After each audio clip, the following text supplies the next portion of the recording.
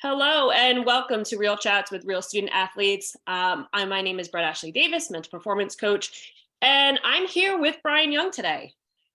Hi, thank you for having me.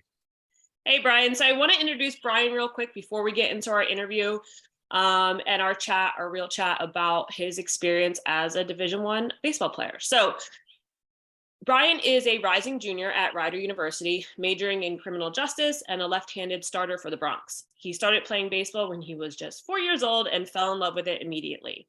That love for the game continued into high school at Neptune High and then earning him a spot at a Division I program. During his freshman year, his role was as a relief pitcher with 17 appearances. And going into sophomore year, he found himself with a starting role as a Game 3 starter, which was a huge change for him. During the 2023 season, Brian needed to improve his performance after he had given up two 10-run rule games within his first three starts. That's when he reached out to me and we started working on mental performance coaching, and the rest is history, as you will hear today. And we talk about all things mental performance training with Brian. I'll never forget the day we started together, working together. He was eager to get better and elevate his mindset, his routines, and his performance. He put in all the work this season, and there was a visible difference during the postseason run. He dominated the mound with true grit and confidence. So I'm so excited to be here with Brian today to talk about everything that has gone into this 2023 season. So Brian, where do we begin? Honestly, your sophomore year was a roller coaster of events. I can't wait to unpack it all here and have you speak on behalf of that. There's so much to share with our listeners. To set the scene, you transitioned from pitching from the bullpen your freshman year into being a Game 3 starter your sophomore year, which was this past season. Finishing the season as a Game 2, and then in the postseason, you were a Game 2 starter at the regional. Again, 17th ranked Duke. You pitched 6 and a third innings, 4 hits, 3 walks, 5 strikeouts, and 1 earned run. Well, you know what they say, no great story ever started with everything going right. So let's take our viewers back to March 6th, the day you pitched against Delaware, which ended in a 10-run rule loss. Unpack how you started your sophomore year and your mindset early on in this new role as a starter. Well, honestly, I think I was just like putting too much pressure on myself when I realized that I was going to be a starter, and the coach just told me like, "Oh, you're starting." I would put too much pressure on myself and be like, "All right, you can't mess up." Like it was almost like afraid to play. I guess I was afraid to go out there and do what I want to do. So at beginning I was brutal. I mean, it was like the worst I've ever pitched. Just was making bad pitches. Game was speeding up on me, which is a big thing. That I need to adjust. I think there's a big difference from the beginning of the year to now. The speed of the game and confidence too is huge. Yeah. I mean, as you mentioned many times to me on our talks, after having 2 starts early on in your season that ended in those 2 10-run rule losses, you knew something needed to change. Like this wasn't the pitcher that you've been known to be. I mean, you've had a very successful high school career. You ended up in a Division I program. So obviously something was going right in those years. And all of a sudden, now you come out of freshman year at having 17 appearances as a relief pitcher and kind of going into a starting role. Like what were you doing that wasn't working? Like, did you have a set routine going into being a starting pitcher? Did you know what that meant? Kind of like walk me through like a day in life of Brian coming into sophomore year starting. I would say first of all, I was definitely like neglecting the mental side of pitching because I would always put like the work in physically because I had a good routine for that, I would say, but then mentally this has helped me build routine so much better than what I had before. I mean, I didn't really have a set routine before we started working together. So I would say that is definitely a big key to my success as of late. And yeah, so there wasn't too much of a routine, to be honest, before we started working together. Yeah. And I think that's a big like awareness tool for all athletes is like routines, pre-game, post-game, maybe AM, PM routines, getting into that ability to manage the time like leading up to that game. So like you had said before, like you have pressure on you. Do you feel like at any time that the pressure just got too big in those starts? I would say definitely in the Delaware game. In the Oklahoma game, I was like all right for a while. The Delaware game was like when I started losing the strike zone, it just completely everything went out the window. I was just like, please throw a strike, and and it did not happen. As you can tell from the stats if you look at them. But yeah, that was about like as upset I guess as I've ever been, and I think that was the point where my confidence was like at my lowest. I would say. After that, it was a brutal start. So. Yeah. And I love that you just said, oh God, I hope I throw a strike. Like hoping and wishing is not going to get you the performance that you need, right? Being able to trust the process or having a process that you trust. Those are two things, that you'll hear in this mental performance world is like trust your process or have a process that you trust. And, going into that game and just being on the mound and just saying to yourself, oh God, I hope I throw a strike. Like that's obviously not going to work. And as you've seen, and, it is that's sometimes how athletes approach it. They just are, so um I guess wrapped around the physical component and making sure that physically they are ready to get on the mound, but then mentally they go to that hope, wish, and pray, and that's not a recipe for success. So I guess, can you talk to me about how our sessions together coaching the mental game have helped you get to where you are now and kind of what's changed? I would say the two biggest things that I've improved is confidence and focus. I mean, I always wanted to obviously be good. Everyone wants to be good, but I didn't really have the tools to like be good up like mentally. So I think these sessions, like with the concentration grids and the Superman pose, like those type of things, really help me. The AM PM routines as well. Like it's not just on the field stuff; it's off the field stuff because everything you do off the field leads to what happens on the field if you put the work in or not. So I would say confidence and focus are the two biggest things. Those have completely flipped since we started working together on March 13th, maybe. I believe March 7th. Yeah, March 7th. Yep. Yeah, March 7th. After that Delaware weekend, we started working together. And I guess talk to me about the confidence. You just had said confidence, and a lot of student athletes think that confidence is like a feeling that you just like get. Like, okay, like I'm just gonna go out there and I'm gonna be confident, like and get that feeling and it's just gonna come over me. Where really confidence is an action. And it's the things that you do leading up to the time on the mound when you go out there that are gonna breed confidence. So I guess like what contributes to that confidence to go out there and pitch your ass off during the last three starts of the year?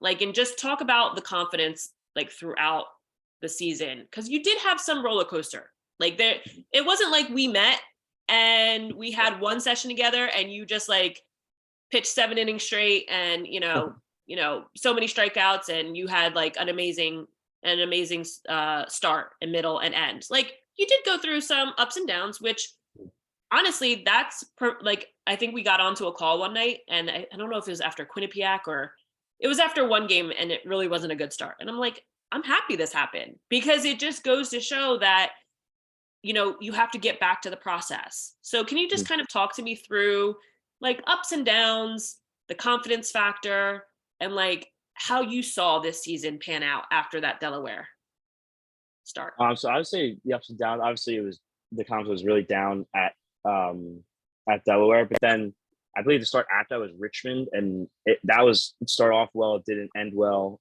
We ended up losing 9-4, I think. So that didn't help either. But then after that, the Villanova game, I think that was a big confidence because that was my first college win actually, and we won 4-0. And so I would say a big part of my confidence was in the beginning of the year. I was like kind of rushing it, I guess. Like I would run out to the mound. Like I think I was a little too much with the new time clock rule. I think that was a little too in my head. But like if you see at the end of the year, like in the Fairfield game and Hatton game and the Duke games, like I just walk out to the mound. Like like I wasn't like just a regular walk. And I think that was a big thing. Like just the way I carry myself, like not rushing at all. The Superman pose before the game, that was before just really most days, just looking in the mirror and doing it. I think that was a huge confidence builder for me. I don't know why, it just is one of the things that works for me. So I think that was a big thing. So I would say those two are the biggest things, not rushing when you go out to the mound, like your approach, guess it's your approach to the mound, and then the Superman pose. Yeah, and I think that kind of says it all right there with the confidence that it's not a feeling, it's an action. So the two things that you acted upon put you in a great approach to the start of your game. So Superman pose, and I'm going to kind of go into this a little bit just in case people don't understand what you're saying here. But so Superman pose, studies have shown that when you stand like Superman, so with your hands on your hips and like up tall, head up, shoulders back, if you stand for that for 5 minutes, that gives you the confidence and that feeling in your body, and that action will produce that confident feeling for you to keep going into that game. So like you would tell me, like I would just stand in the dugout with my hands on my hips and my shoulders back and my head up, and like nobody really knew what I was doing. I was just standing there, but it helped you prepare to get on the mound. And I think that truly goes to show that confidence is an action. So the act of standing like Superman gave you empowerment to feel confident. And then the other thing, when I would, and then you let me know, I think going into that Fairfield game, that it was for you to walk out to the mound gave you the control over how you were going to, I guess, have the speed of the game, right? So like, for instance, when you in the beginning of the season would run out to the mound, like you told me like you wanted to be out there first. It was your game, like you were the pitcher, you wanted to be out there first. But I think that was, in a sense, kind of speeding the game up, because it was like telling you that your game was going to be rushed. So Mhm. what you did, which is phenomenal, is like you took it upon yourself to say, you know what, I'm going to walk out to the mound. The energy that I'm starting, like I'm confident, I'm walking out there. It's my game. I'm going to say how the flow of the game goes. I'm slowing things down. This is my game. And by you just walking out to the mound, drastically changed the energy of the game. Would you Mhm. say? I would agree with that. Yeah, definitely. Yeah.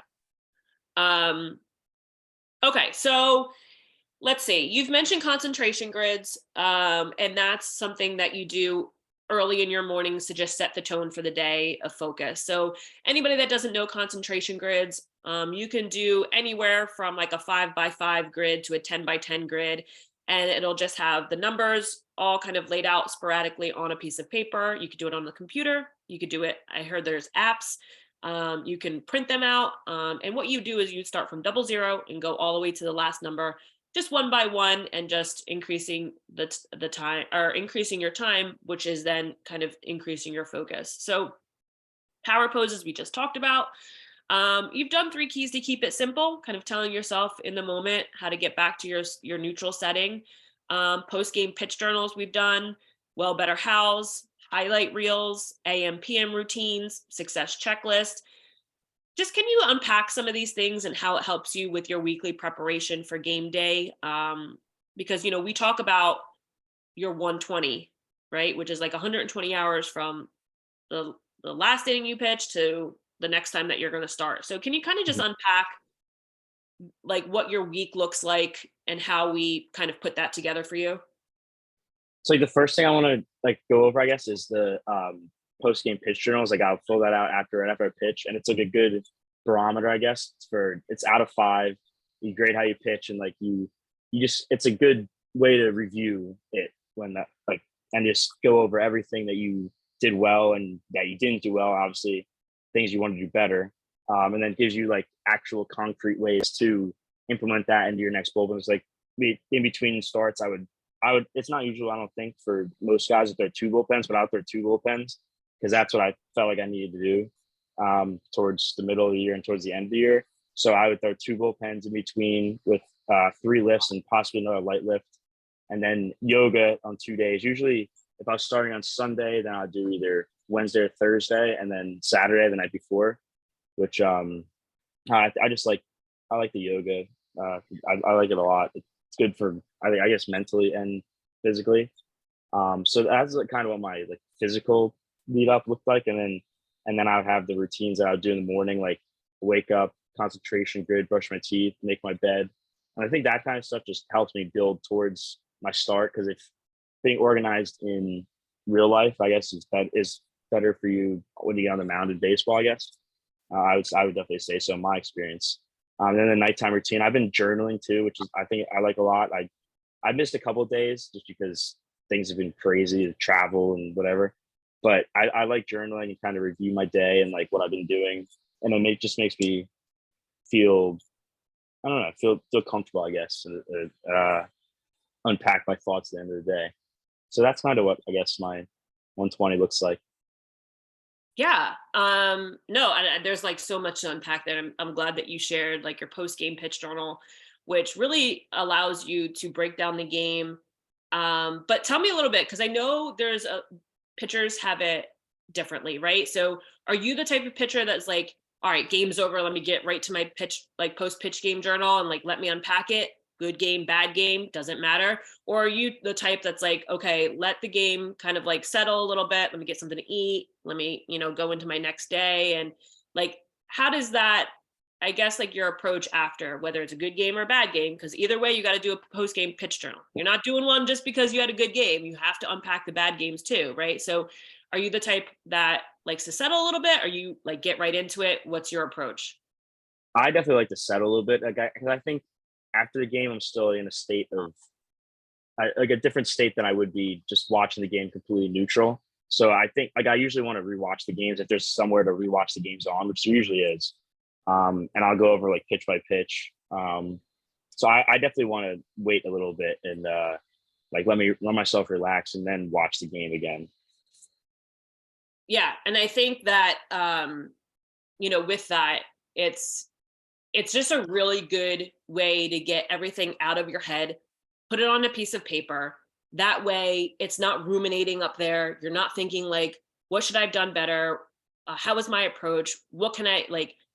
Was I good? Was I not bad? It's really just analyzing, and it's putting down data on a piece of paper so that you can go back to it. And as we did when we went back to your post game pitch journal, we ended up making like a couple of your power statements from the things that you did well, because you're able to recognize like your performance and the things that you do well, and the fact that we can go back and learn that language that you tell yourself, because that's the important part, is like, how are you speaking to yourself on a daily basis? Because the number one person you talk to every day is yourself, like Yeah. in your head, right? I mean, you could talk to your parents and your friends and your coaches and your teammates. Like, you talk to them every day or most days of the week, but the person that you're really talking to the most is yourself. And so from those journals, when you do, what did I do well, and what do I need to do better? And then how can I do it better? It's allowing you to start off with talking good about yourself, which that's a thing that athletes have a hard time doing, is talking good about themselves. They want to go immediately to, what did I do wrong? How did I mess up? Why did I mess up? I can't believe I did that. I suck. I don't belong here. Where the journal allows you to first start off with talking good about yourself. Then we go into just strategically, okay, the things that I didn't do well, how am I going to do them better? And I love that you implemented it into your bullpens that week.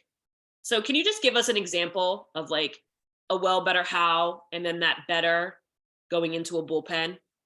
Mhm. So I would say this is an example of it. If I threw 6 innings that day and I threw like a lot of first pitch strikes, I'd write down attacked first pitch strikes well. And so I would know that's something that I've done well. But if I get ahead 0-2, which was a lot of, that's something I did a lot this year. I would get ahead 0-2, 1-2, just throw complete uncompetitive pitches. That would be like a thing I know I need to work on in the bullpen. So like my emphasis for the next 2 bullpens would be, all right, throw 0-2, 1-2 pitches where it's a ball or a strike into a ball, or just a pitch that would be close to the zone, but guys shouldn't be able to hit it.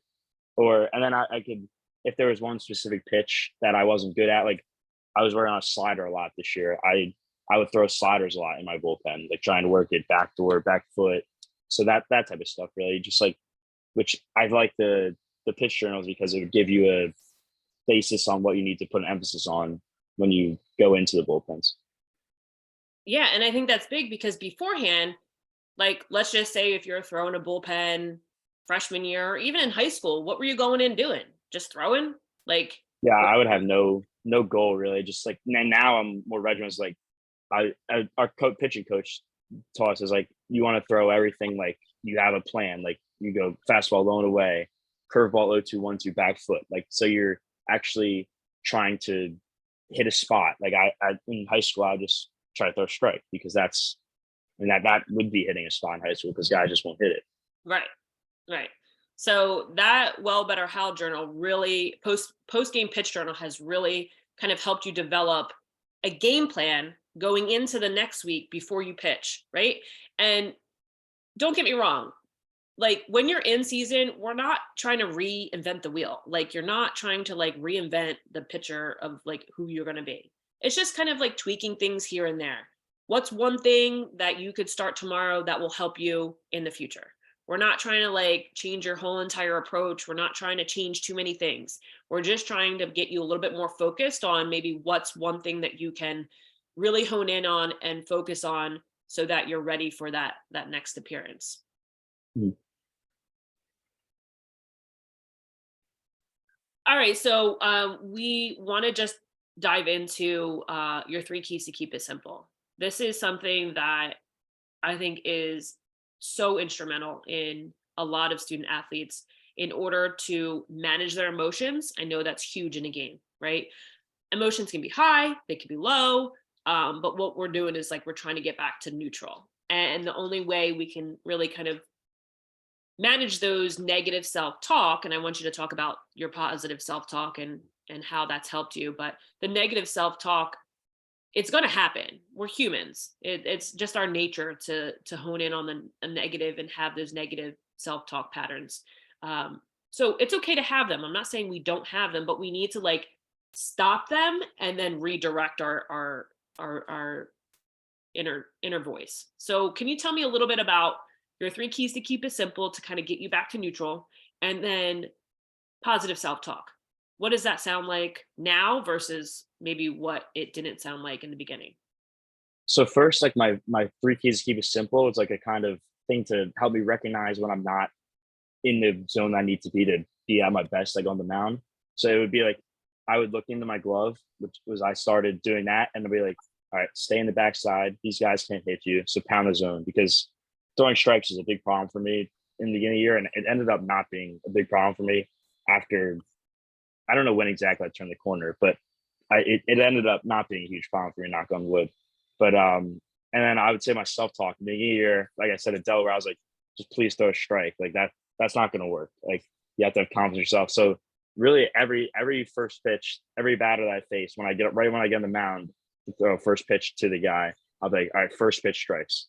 And that's like my positive self talk. Like, and then after that, I was like, all right, if I threw a ball, I'd be like, get back in the zone here, you're fine. Like you're gonna do your thing, like that type of stuff. And so I'd say that helped me a lot. I don't know what the stats are on first pitch strikes that I had, but in the end of the year, it was definitely good with first pitch strikes. But in the beginning of the year, it was not good at all with first pitch strikes. I mean, I was getting behind 3-1, 2-1, 2-0 to every guy. I felt like so.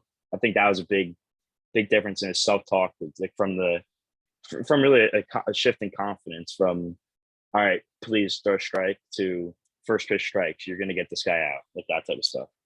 That was a huge difference.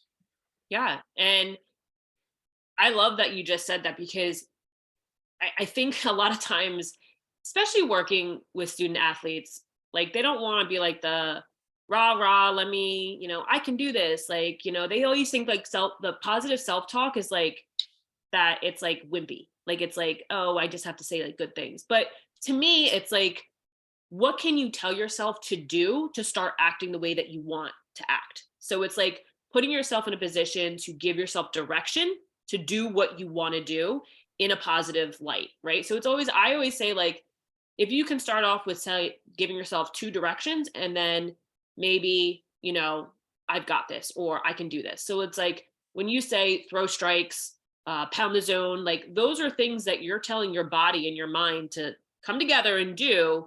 And then like, I've got this, or, so it's really about giving yourself positive direction to reroute that brain to not say things like, oh my gosh, I hope I just throw a strike here. Because that's not going to get you anywhere. So I love that you said, and you focused on that you're giving yourself direction. That's part of your self-talk, is like directing yourself on the way you know how to pitch. Like you're a pitcher, you know how to pitch. It's just allowing your brain and body to to come together and know that whatever your brain is telling your body to do, that it will do, but you can't tell it stuff that you don't want it to do.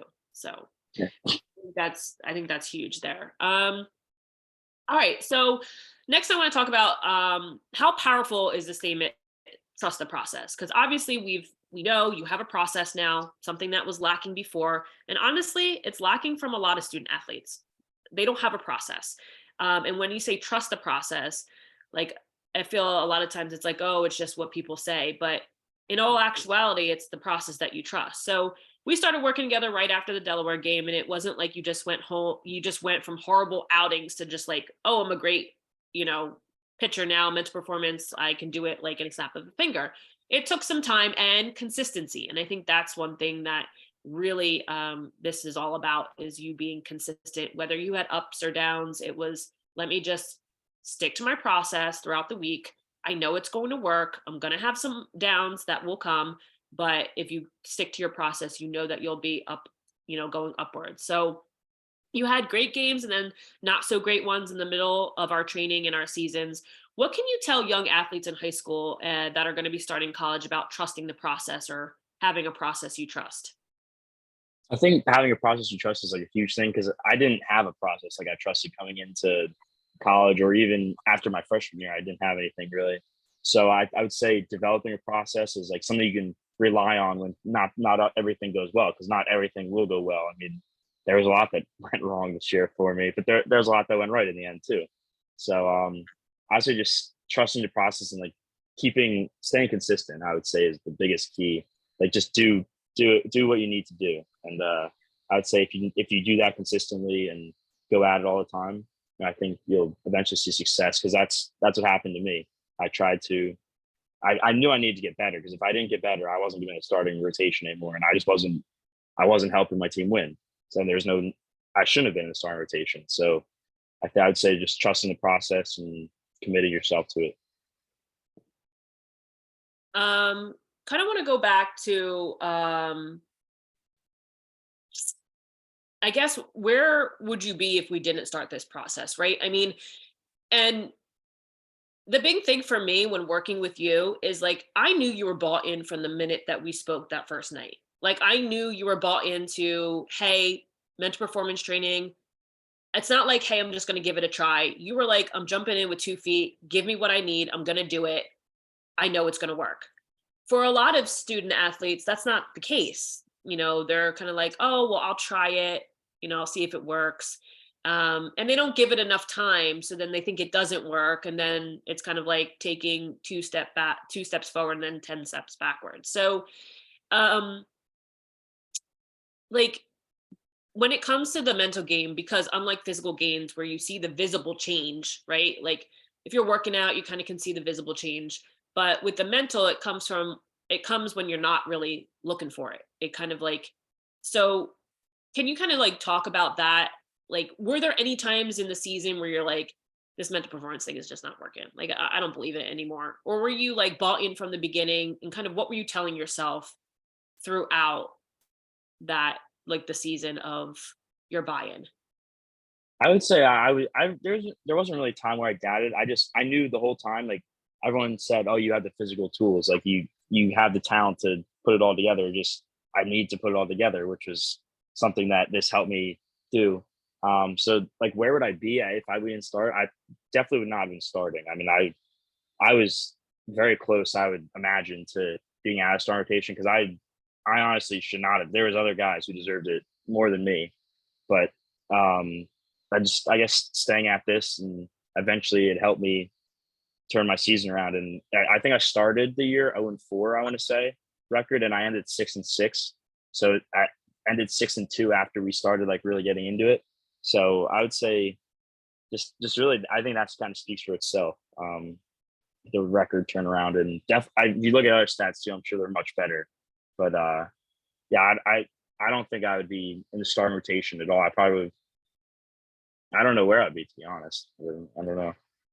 Yeah. And I think that's, starting 0-4, then we started working together and then you ended the year 6-6, but after, it's 6-2. So that honestly, yeah, it speaks for itself that having a process, And I think the process part is being able to focus on what's important now instead of just waking up like if because most of the times you were supposed to pitch on Sundays, but as we know, weather was a factor. Yeah. So you Mm, never really pitched on a Sunday. We mm, were planning for Sundays, but it would be either a doubleheader Saturday or into further in the season it was like you're pitching on a Friday and mm, so things were kind of just all scattered and it wasn't to your routine, but I think having a process played into that because if you were starting on a Sunday and that was your mindset and you didn't have a process, then Saturday, Friday, all the days leading up, you really wouldn't know what to do. But if you knew you were starting on a Saturday or Sunday, then weather was a factor, things changed, then you were able to take your process and shift it, right? So you were able to say like, okay, if I'm not starting Sunday and if I'm starting Saturday, then I'm doing yoga on this day and this day. I'm doing my concentration grids every morning still. I'm doing my bullpens on these days. So being able to have a process actually helped you manage the week better because it was so wishy-washy with when you were going to pitch. mm. Sometimes you had no idea when you were going to pitch because of Yeah. weather. Yeah, Um, I would say I ended up probably pitching maybe half my games, I would say, on Sunday, and when I was the Sunday starter. So I mean, we'd have all the time double headers or just weird stuff happening. So I think like having the process, like I had a routine for Sunday, but having that process allowed me to make the adjustment towards whatever other day I need to pitch. mhm, which is huge.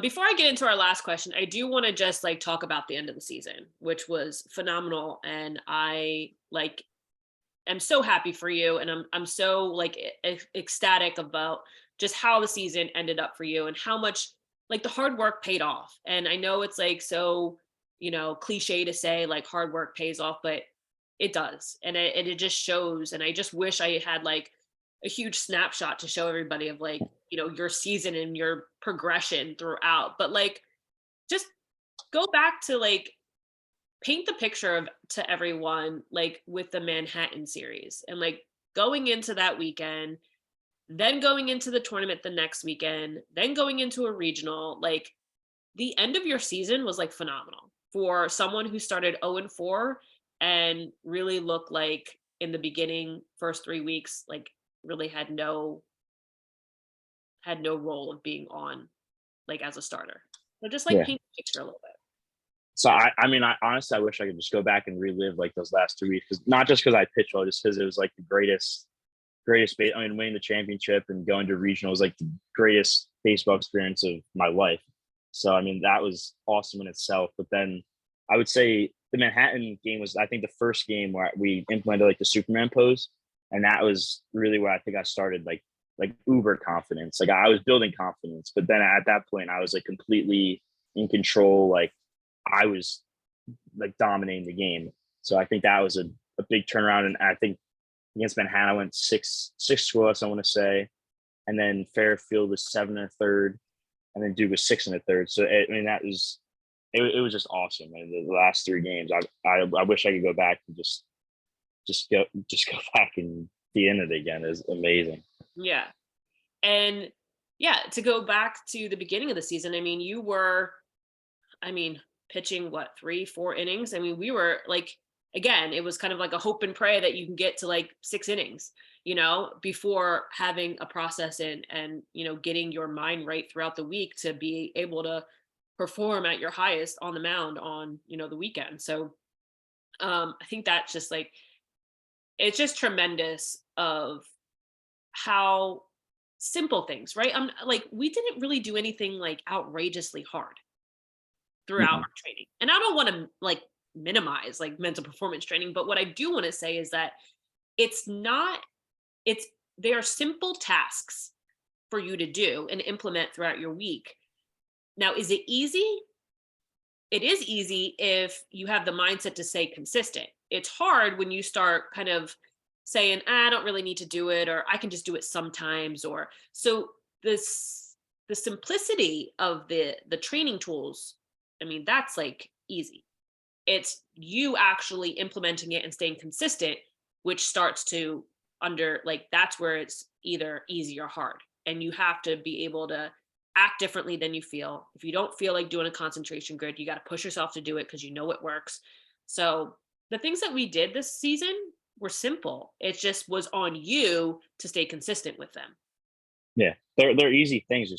It's not always fun to do, like concentration. Because if you wake up in the morning, you didn't sleep well, and you want to go back to bed, it's like I don't want to do it. But like if you do it, it's gonna benefit you in the long run. Yeah. All right. So to wrap it up here, I always ask this question to all real chat students that I'm speaking with, because I really want to be able to give, high school students some feedback and some input as they transition into, their college career. So um if you were asked to talk to incoming freshman pitchers, coming from high school into their college program, what is it that you know now that you wish you knew coming in freshman year, and what's the advice that you would give them? I would say just prepare mentally, because I mean I was not prepared mentally. I didn't. Everyone's gonna struggle at some point. Like I struggled I struggled even last year too, but I struggled on a bigger degree this year. So I would say prepare for a struggle. Like you're gonna have to push through it. I mean, it wasn't not all parts of the year were fun this year. So push the struggle, like embrace it, I guess, and just like just say, yeah, I'm struggling, but I need to get better, and I'm gonna get better. I'd say that's the biggest thing. And also on the physical side, like get as strong as possible. Like every guys are strong, like in in the next level. So I would say that as well. Yeah, I love that. Like, get strong physically, up your game, and then if you haven't started on the mental performance game, start it. Know that there are going to be, yeah, there's going to be adversity, there's going to be struggle, but the things that you were able to see as struggles this year really put you in a place to learn from them, to say, okay, so what now, what, so what, I had a bad outing in the middle of the season, like, now what? I'm going to stick to my concentration grids, I'm going to stick to my Superman pose, I'm going to do my post game pitch journals. Um, and I guess one other thing, and I know you spoke about it earlier, and I forgot to touch base on this, but your journals at night, like, what does that do for you? Like, talk a little bit about that as a part of your routine, because I think that's very important, kind of to like flush out everything for the day, put it out, and like just like go to bed like at peace or with great or with gratitude. It kind of just puts like a recap on my day. I have it right here actually. It's like I have just pages and pages of notes, I guess, like just kind of writing. So I would say it just like I go over what lifting I did, what throwing I did, kind of how I felt, other things outside of baseball that I did, like people that I talked to or whatever. So just I guess my overall feelings of the day, it helps me, I guess, unwind, and to unwind, and become part of my daily routine. So I kind of enjoy it now.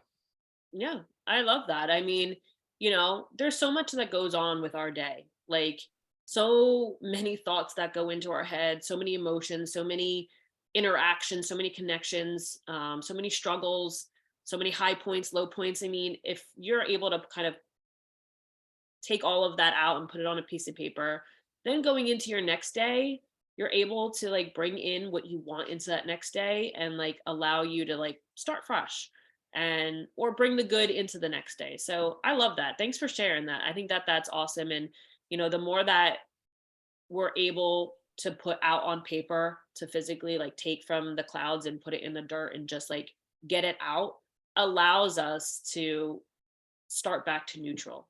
And I think that's what you do every day. And I think that that's really important. So starting back to neutral, I think that's what your process does for you. And Yeah. I'm really happy that um, I'm really happy that we chatted. I'm happy that you're able to speak on behalf of, the things that worked for you this season and the things that really put you in a position to become an elite pitcher at the Division 1 level. You've definitely have, you know, come like total 180 from the beginning of the season. And I know great things are yet to come. And I cannot wait to continue to work with you and to continue to just see, you pitch on the weekends. I'm excited. So, Brian, thank you so much for your time today. And we will chat soon. Thank you. Thank you for having me.